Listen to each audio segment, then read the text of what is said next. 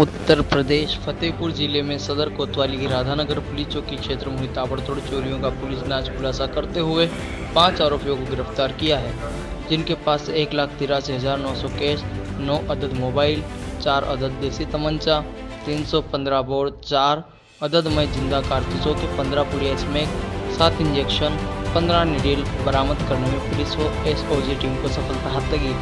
गिरफ्तार आरोपी गोलू रेदास 22 वर्षीय निवासी गांव दलीपुर थाना मलवा, बबलू 20 वर्षीय निवासी बुरागढ़ थाना मलोठोद जिला बांदा, शिव कुमार उर्फ शिवा 24 वर्षीय व रामू उर्फ बंता 24 वर्षीय किमी दियापुर सदर कोतवाली के साथ एक महिला गुड्डी पत्नी राकेश केसरवानी निवासी देव गार्डन गढ़ीवा सदर कोतवाली को भी गिरफ्तार किया है।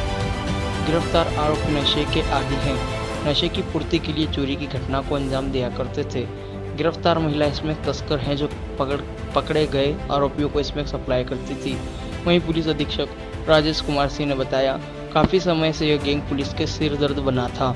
क्षेत्र में इस गैंग की कई घटनाओं को अंजाम दिया है। पकड़े गए आरोपियों के और साथी हैं अभी पकड़ में नहीं आए, उनको भी जल्द गिरफ्तार कर लिया जाएगा। गुड वर्क करने वाली टीम को 10,000 का इनाम दिया जाएगा। MP क्राइम अलर्ट न्यूज मचा रखा था और भी इनके साथी अभी फरार हैं, 5 साथी, उनको भी हम गिरफ्तार करेंगे। इनसे स्मैक की पुड़िया बरामद हुई है 15, 1,93,900 रुपये बरामद हुए हैं, 9 मोबाइल बरामद हुए हैं और इनसे रिकवरी में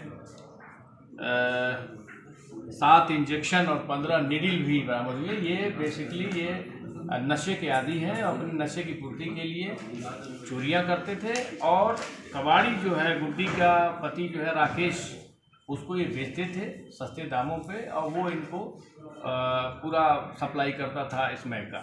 स्मैक कहाँ से लोग लाते थे इसकी भी खोजबीन हम कर रहे हैं। इसके तह तक जाएंगे, इनके विरुद्ध गैंगस्टर एक्ट की कार्रवाई भी करेंगे।